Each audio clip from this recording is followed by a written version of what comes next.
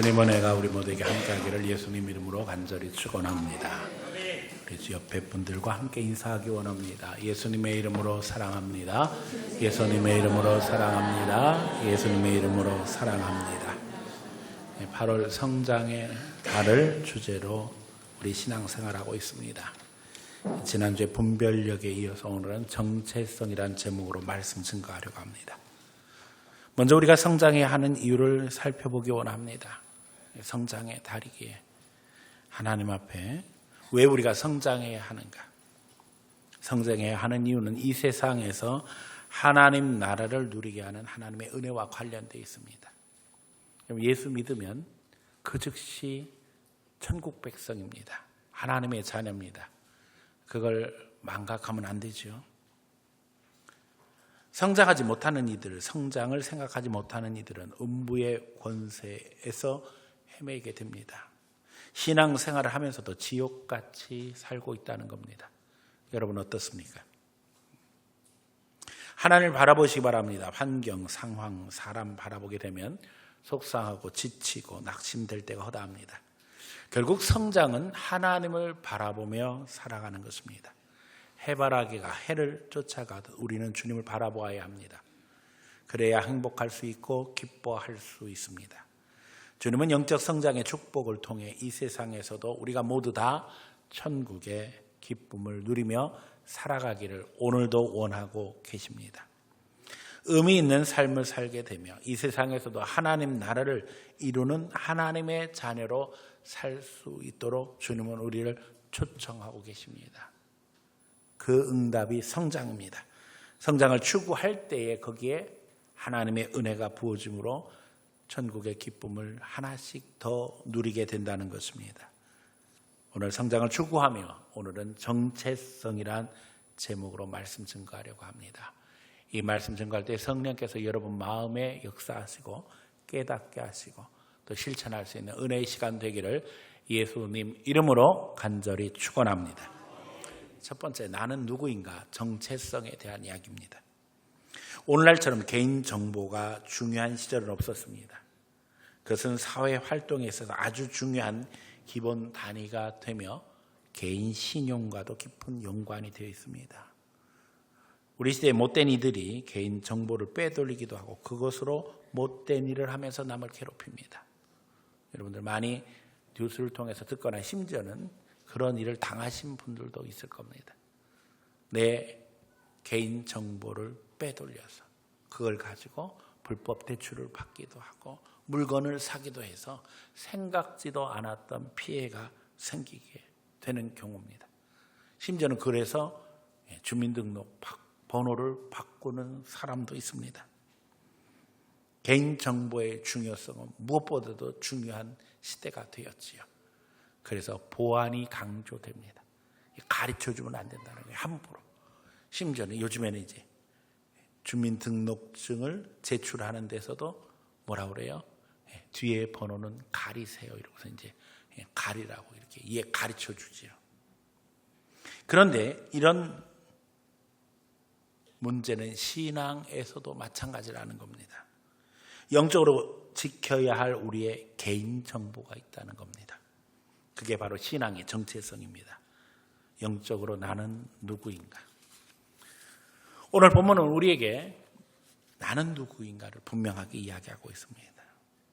오늘 우리의 신앙의 정체성을 분명하게 드러내는 게 오늘 본문 말씀이죠. 내가 너를 지명하여 불렀나니 너는 내 것이라. 누가 말씀하세요? 하나님이 말씀하십니다. 하나님이 이야기하시는 거예요. 너는 내 것이다. 그 말씀 뭐예요? 우리는 하나님의 소유고 하나님이 책임져 주신다는 것입니다. 특별히 지명해서 불렀다 말씀하셔요. 창조주신 하나님이 우리를 구별하셨고 이제 우리는 하나님의 자녀로 살게 되었다는 겁니다. 얼마나 감사하고 감격스럽습니까? 특별히 2절, 3절 말씀은 우리에게 너무나도 위로가 됩니다. 내가 물 가운데 지날 때에 내가 너와 함께 할 것이라. 강을 건널 때에 물이 너를 침몰하지 못할 것이며 내가 불 가운데 지날 때에 타지도 아니할 것이요 불꽃이 너를 사르지도 못하리니 대저 나는 여호와 내 하나님이요. 불 가운데 지나도 물 가운데 지나도 누가 지켜주신다고요? 하나님이 지켜주신다는 겁니다. 여기서 우리가 잊어버리지 말아야 할 것은 하나님이 우리를 지키시고 보호하시고 인도하심에도 불구하고 예수 믿는 우리에게도 역경과 고난이 온다는 겁니다.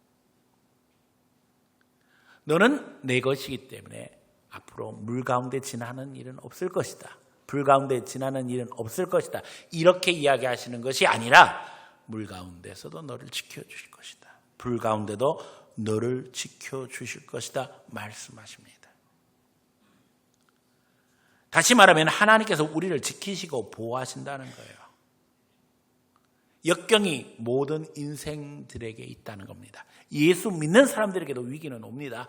중요한 것은 그것을 이기고 나아갈 수 있도록 하나님이 지켜주신다는 겁니다. 하나님과 우리 사이에는 언약이 있습니다. 에덴 동산부터 하나님은 인간을 교제의 대상으로 창조하셨고 언약의 상대가 되게 하셨습니다. 하나님과 우리 사이에 계약이 있다는 겁니다. 하나님의 말씀에 순종하면 하나님이 책임져 주십니다. 그러나 불순종하면 하나님이 책임져 주시지 않는다는 거예요. 우리가 잘 아는 것처럼 하나님을 거역한 영 사탄은 어떻게 해서든지 우리를 유혹해서 우리를 자기 수하에 두려고 합니다. 하나님의 보호하심 가운데서 우리를 마귀의 수하로 끌어들여서 혼란스러운 인생, 불편한 인생을 살아가도록 만들지요. 그런데 하나님은 인간에게 자유의지를 주심으로 말미암아 선택하게 하셔요. 마귀가 와서 유혹하는 상황에서도 하나님이 강력하게 개입하시는 것이 아니라 인간의 선택에 맡기신다니까요. 이유는 간단합니다. 인간은 영적 존재로 하나님의 형상과 모양으로 만들어진 독특한 존재인 거예요. 그래서 누구에게만 자유를 주셨다고요? 인간에게만 자유를 주신 거예요. 그런 상황에서 인간은 수없이 하나님과의 관계를 깨트려 언약의 파괴자가 되고 말았습니다. 인간의 한계는 분명합니다. 이 언약을 지켜나갈 만한 능력조차가 없어요. 하나님이 사랑하시는데도 불구하고 그 사랑을 등지고 마귀 유혹에 넘어가는 것이 인생의 본질입니다. 그래서 하나님이 어떻게 하셨어요? 독생자 예수님을 이 세상에 보내심으로 말미암아 예수님이 인간의 대표로 언약 관계를 회복시킨 거예요. 그리고 이제 다시 말씀하십니다. 너는 내 것이다. 그리고 이제 하나님의 백성들을 불러 모으신다는 겁니다. 우리는 하나님의 깊은 뜻에서 부르심 받았고 한 사람 한 사람 연약하기에 모여 공동체를 이루어 하나님을 섬기게 하십니다. 교회가 필요한 것은 우리가 연약하기 때문에 모여서 그리스도의 몸을 이루고 하나님의 능력으로 서로 의지하며 살게 하시려고 우리를 지금 불러 모으신 겁니다. 여기에 우리의 신분과 소속이 분명함을 성경이 이야기하고 있는 거예요. 우리의 신분은 하나님의 자녀입니다. 우리의 소속은 오늘 이 자리 항동중앙교회입니다. 인생은 전적으로 하나님을 떠나서는 살 수 없는 존재입니다. 하나님의 자녀이며 우리는 주님의 소유입니다. 우리가 우리 자식을 포기한다 해도 하나님은 우리를 포기하지 않는다고 성경을 통해서 분명하게 이야기하고 계십니다. 더욱이 인간은 누구나 연약하고 부족하다는 겁니다. 부족하고 연약한데도 불구하고 하나님이 포기하지 아니하시고 우리를 지켜주시는 거지요. 끊임없이 성경은 인간의 부족함을 이야기하고 있어요. 그래서 성경에 나오는 모든 사람들의 이야기를 통해서 그들을 본받으라 이렇게 이야기하시는 것이 아니에요. 그들을 통해서 하나님의 사랑을 깨달으며 하나님 앞에 우리도 돌이켜야 된다는 거예요. 애초에 처음부터 인간의 조상인 아담이 하나님 앞에 범죄했습니다. 선악과를 따먹지 말라고 그랬는데 따먹음으로 말미암아 결국에는 에덴 동산에서 쫓겨났습니다. 그런가 하면 그 아들 가인은 살인죄를 저지릅니다. 하나님 앞에 제물을 드리는데 동생 아벨의 제사는 연락되고 자기 제사는 연락되지 않을 때에 그 분을 푸는데 살인으로 끝내게 되어집니다. 기가 막힌 일이죠. 믿음의 조상으로 알려진 노아는 어떻습니까? 그가 믿음으로 방주를 만들고 하나님 앞에 순종했지만 그 후반의 이야기에는 노아의 연약함이 기록되어져 있잖아요. 그가 술 취한 후에 벌거벗고 누웠는데 그의 자녀들이 들어와서 행동한 것을 기록하고 있지요. 그런데 그 아버지를 보고 자녀들마다 행동하는 방식이 달랐어요. 아버지가 후에 그 이야기를 듣고 자기를 부끄러워했던 자식을 저주합니다. 잘못은 자기가 하고 자식을 저주해요. 이게 인간의 모습이에요. 아브라함, 이삭, 야곱. 우리는 기도할 때마다 아브라함과 이삭과 야곱의 하나님을 부르며 기도합니다. 그런데 아브라함은 완벽했나요? 이삭은 완벽했나요? 야곱은 완벽했나요? 너무나도 재미난 것이 이삭과 야곱이 똑같이 행동하고 있다는 거예요. 분명히 그 이야기를 들었을 텐데 아브라함과 이삭이 어떻게 똑같이 행동했죠? 자기 아내를 누구라고 이야기해요? 누이라고 속입니다. 왜요? 내 안전을 보호받기 위해서. 아마 이삭은 자기 어머니를 통해서 이야기를 분명히 들었을 거예요. 그렇죠? 그리고 그것을 속상해하는 사라의 이야기도 들었을 거예요. 그럼에도 불구하고 위기가 오니까 자기 아버지하고 똑같이 행동하는 거예요. 이게 인간입니다. 그런가 하면 야곱은 어떻습니까? 야곱의 연약감은 끝도 없지요. 그럼에도 불구하고 하나님은 그들을 택하시고 그들을 사용하시고 그들을 통해서 역사하셔요. 오늘 본문을 읽으며 우리는 감사할 것뿐이 없습니다. 하나님은 우리를 위해서 우리의 연약함, 우리의 부족함, 모자름을 위해 기꺼이 대가를 지불하신다는 거예요. 3절 보세요. 하나님은 말씀하시는 거예요. 대전 너는 여호와 내 하나님이여 이스라엘의 거룩한 이요 내 구원자임이라. 내가 애굽을 너의 속량물로 굿스와 스바를 너를 대신하여 주었노라. 애굽, 굿스, 스바, 이스라엘 백성들을 위한 속량물로 주었다는 겁니다. 속량물이 뭐예요? 속박에서 건져내기 위해서 대가를 지불하는 거예요. 하나님의 백성을 위해서 기꺼이 누구라도 대가로 지불하실 수 있는 게 하나님이시라는 거예요. 더욱 놀라운 것은 우리의 죄를 위해서 누구를 내어주셨어요?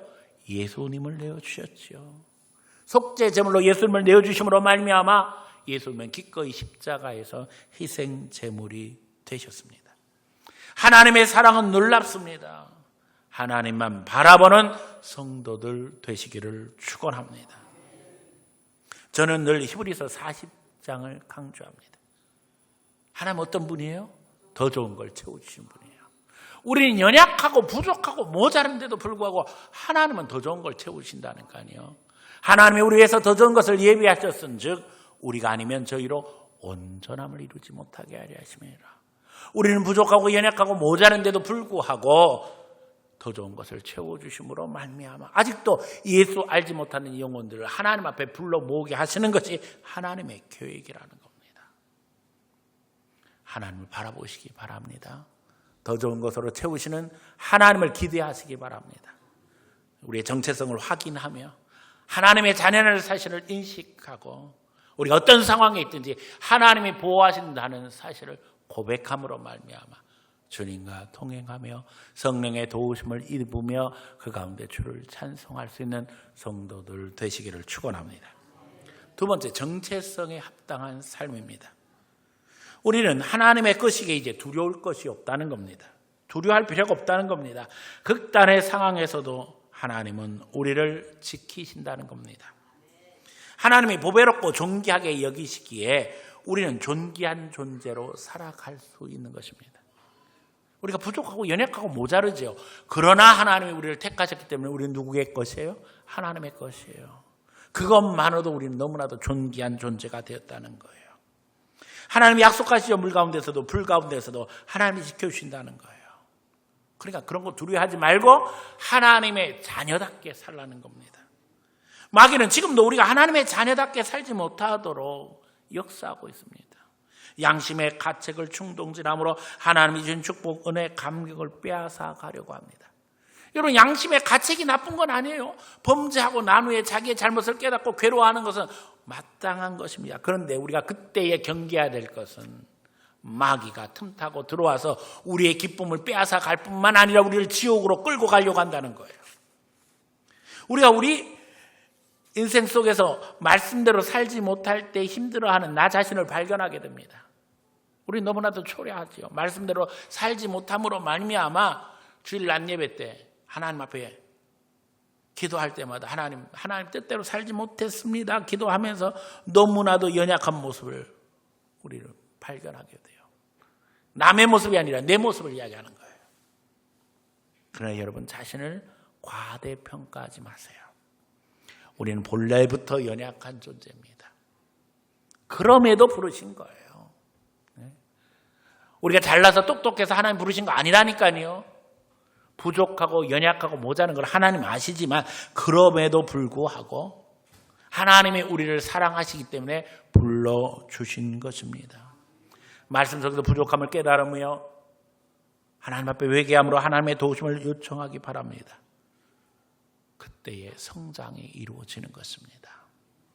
성장은요, 하나님을 바라보는 거예요. 그런데 그 바라보는 속에서 연약함을 인정하고 회개하며 하나님의 도우심을 구하는 거예요. 마귀는 우리의 정체성을 흔듭니다. 우리가 힘들고 어려울 때 우리는 생각해요. 내가 잘못한 게 뭔가? 내가 어디서 잘못했기에 하나님이 나를 징계하시는가? 그럼 마귀가 틈타고 들어와서 이야기하죠. 너 하나님의 자녀 맞아? 너 하나님 말씀대로 살지 않잖아. 넌 하나님 앞에 벌 받는 게 마땅해. 이게 다 누구 얘기라고요? 마귀 얘기예요. 마귀 얘기. 잘 분별해야 돼요. 흔들리지 마시기 바랍니다. 부족함을 인정하며 하나님의 사랑을 증거하시기 바랍니다. 마귀가 속삭일 때도 흔들리지 마세요. 그래, 나는 죄인이야. 그러나 예수님이 나를 위해서 십자가에 죽으셨잖아. 나는 말씀대로 살려고 애썼는데 내가 잘못했어. 나도 인정해. 그러나 네가 나를 평가하거나 판단하지 말아라. 나는 누구의 것이라고요? 하나님의 것이야. 우리는 예수 이름으로 선포할 수 있어요. 예수 이름으로 명하노니 이 마귀는 물러갈지어다. 여러분, 우린 부족해요. 그러나 그 부족함으로 마귀가 틈타지 않도록 우리가 더욱 예수 이름으로 무장해야 될 줄로 믿습니다. 사실 이게 성장인 거예요. 우리의 부족함을 인정하고 하나님의 도우심을 구하고 마귀가 틈타지 못하도록 회개하고 말씀대로 살도록 발버둥 치는 게 우리 인생의 길인 겁니다. 이게 훈련되지 않으면 기쁨은 마귀에게 빼앗긴 채 하나님 바라보지 못하고 사람 보고 환경 보고 조건 보고 살면서 자신을 부풀리기에 바쁩니다. 사람들한테 그럴듯하게 보여야 되거든요. 마귀가 다 아는데도 불구하고 사람이라도 속여야지. 내 마음이 편한 것 같아요. 그래야지 대우받는 것 같고 사람들이 날 인정할 것 같고. 그래서 제가 늘 입근개그로 이야기를 하잖아요. 입근개그를 어떻게 했다고요? 황소 보고 왔다니까 이만하냐 그러고 이만하니까 더 크게 부풀리고 그러다 나중에 어떻게 했다고요? 뻥 터졌던 거예요. 이 큰 개구리가 입을 아무리 크게 벌려봤자 개구리는 개구리일 뿐입니다. 우리가 너무 애쓰지 않아도 돼요. 다른 사람에게 잘 보려고 애쓰지 않아도 돼요. 발버둥 치지 않아도 돼요. 오히려 주님 앞에 낮추면 주님이 높여주십니다. 예수님의 십자가를 묵상하며 나를 죽이며 자를 것은 잘라버리고 이을 것을 이으시는 하나님 앞에 감격하시기 바랍니다. 어차피 내 마음대로 되는 게 아니잖아요. 우리가 인생을 살면서 깨달은 게 그거 아니에요. 우리 뜻대로 되든가요? 결국에는 누구 뜻대로 돼요?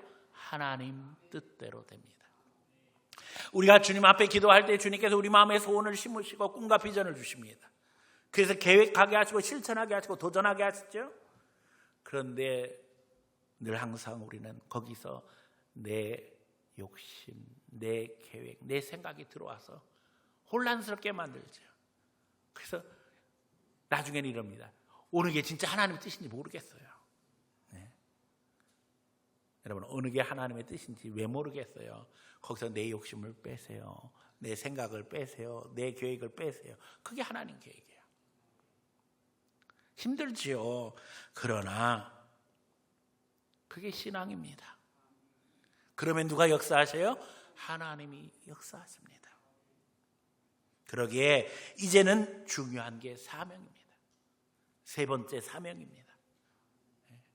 정체성을 깨닫고 난 후에 우리는 하나님의 자녀답게 살며 뭘 해야 된다는 거예요? 사명 감당해야 된다는 거예요.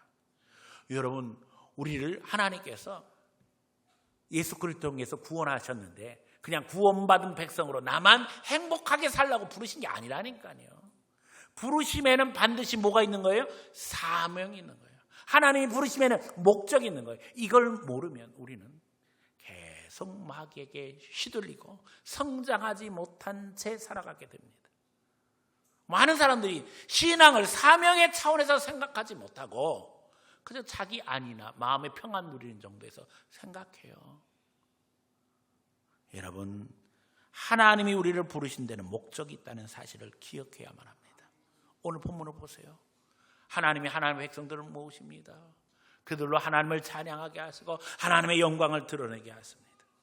이게 하나님의 계획 속에 하나님의 백성들에게 주신 사명입니다. 당장은 보지 못하고 듣지 못하는 것 같아도 우리는 하나님의 영광을 위해서 창조된 존재라는 겁니다. 우리뿐만 아니라 우리를 통해서 구원받을 하나님의 백성들이 다 그와 같다는 거예요. 그러기에 우리는 그들을 모으고 하나님의 영광, 하나님의 주권을 드러내기 위해서 살아가는 것입니다. 우리는 기도할 때마다 끊임없이 하나님의 영광을 위해 기도합니다. 그래도 도대체 하나님의 영광이 뭡니까? 때때로 너무 피상적으로 생각하잖아요. 하나님의 영광은 아주 단순합니다. 하나님의 주인 되심을 인정하는 거예요. 내 삶의 주인이 누구시라고요? 하나님이셔요. 내 가정의 주인이 누구시라고요? 하나님이셔요. 우리 교회 주인이 하나님이셔요. 이 나라 이 민족의 주인이 누구셔요? 하나님이셔요. 인류의 주인이 누구셔요? 하나님이십니다. 그걸 인정하고 그 뜻대로 하나님 뜻대로 살아가려고 발버둥 칠 때에 거기에 하나님의 영광이 나타나는 거예요. 누굴 통해서? 우리를 통해서, 나를 통해서. 주인 되심을 인정하며 하나님 뜻대로 살려고 할 때 거기에 하나님께서 부족한 우리에게 은혜를 베푸심으로 말미암아 믿음의 역사를 이루게 하십니다. 하나님의 백성은 하나님의 자녀로 세상에서 하나님의 역사를 이루는 자들입니다. 하나님은 우리를 지키고 보호하십니다. 우리가 주의 사명을 감당할 때 하나님은 우리를 도와주십니다. 이 훈련은 교회 안에서 계속됩니다. 우리가 부족하고 모자른데 뭔가 주님을 위해서 감당해야 될 것들이 생길 때 헌신하면 때때로 부족하고 연약하고 모자라도 거기에 하나님이 도우시는 은혜를 베푸시는 것을 우리가 깨닫게 됩니다. 이게 은사예요. 이 은사의 진정한 의미는 하나님의 역사를 위해서 헌신하는 자들에게 주시는 하나님의 선물인 거예요. 그런데 많은 사람들은 헌신하지도 않으면서 은사를 갈망합니다. 그러니까 거기에 뭐가 틈타요? 마귀가 틈타는 거예요. 교회 안에서 훈련되고 천국을 체험하지만 지옥 같은 세상을 향해 나가는 이유는 너무나 분명합니다.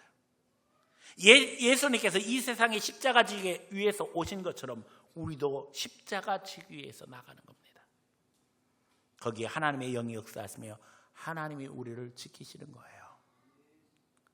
우리가 교회 안에서 훈련되어져 다듬어지기 시작하면 교회 올 때 행복합니다.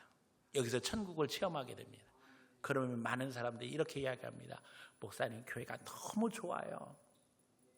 그런데 하나님의 계획은 거기서 끝나는 게 아니에요. 여기가 천국 같다고 해서 여기 안주하는 것이 하나님의 계획이 아니라니까요. 하늘 보좌를 버리시고 이 세상에 오신 예수님처럼 주님은 우리가 십자가 지고 세상에 나가서 하나님의 역사를 이루기 원하신다는 거예요. 마귀에게 세상을 내어주어서는 안 됩니다. 포기하면 안 됩니다. 우리는 승리가 보장되는 하나님의 백성으로 하나님 앞에 우리 자신을 올인하는 거예요. 여러분, 누가 인생을 살아가면서 불 가운데 뛰어들고 물 가운데 뛰어들겠어요? 왜 이런 일이 벌어지죠? 예?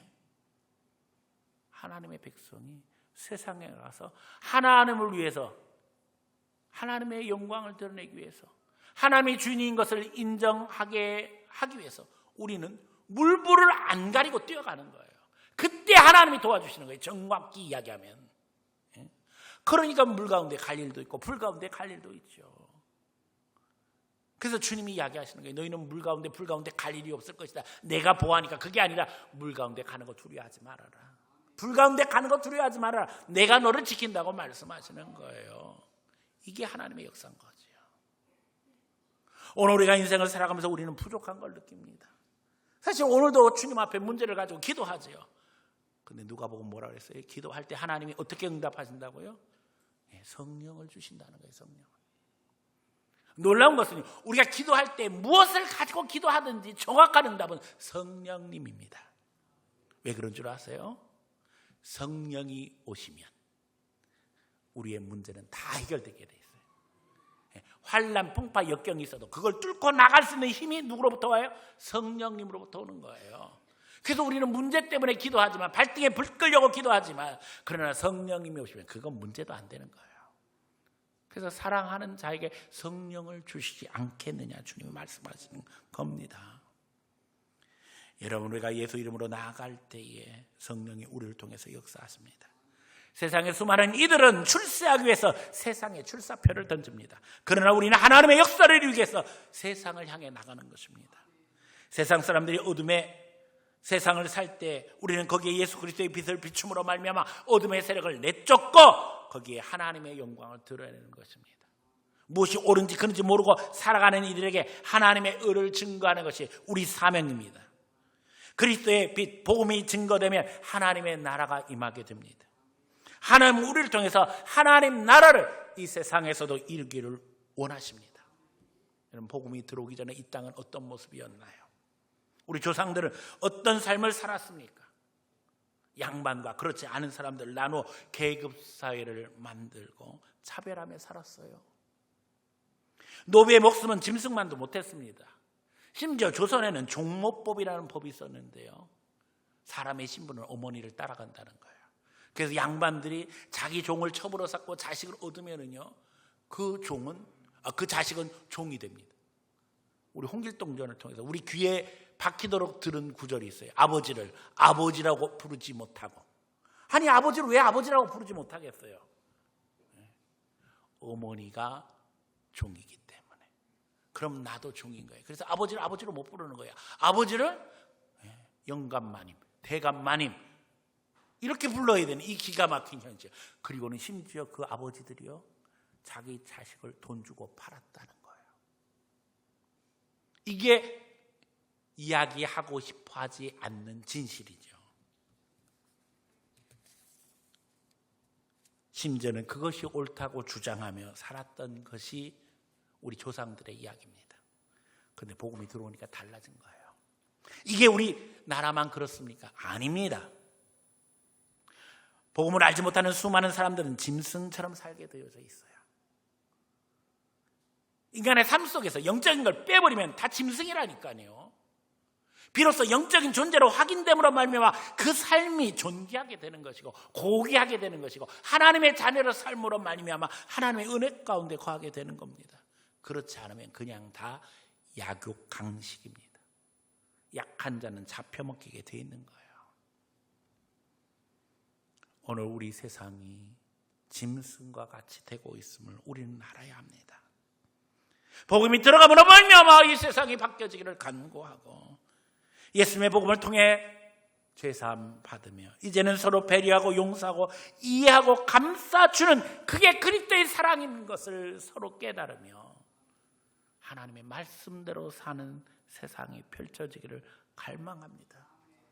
교회 안에서 훈련된 것으로 끝나는 것이 아니라 세상에서도 이것을 실천함으로 말미암아 여러분들이 만나는 사람들이 천국을 체험하기를 원합니다. 하나님의 역사심을 증거할 수 있는 성도들 되시기를 축원합니다. 우리가 부족함에도 하나님은 우리를 택하셨습니다. 그 은혜에 감사하며 이제는 하나님의 자녀답게 삶으로 말미암아 세상을 포기하지 아니하고 교회에서 주신 은혜를 따라 이제는 불신 영혼들을 하나님 앞에 초청할 줄 알며 그리스도의 사랑을 증거하는 가운데 악한 역사를 대적할 수 있는 믿음의 사람들 되시기를 축원합니다. 우리는 하나님의 자녀입니다. 사명이 있습니다. 사명 따라 살아가는 것입니다. 그럴 때 성령이 나를 통해서 역사하신다는 사실을 기억하고 하나님 보호하심 가운데 믿음의 역사를 이루고 악한 사단의 세력을 이기는 승리하는 성도들 다 되어지기를 예수님 이름으로 축원합니다.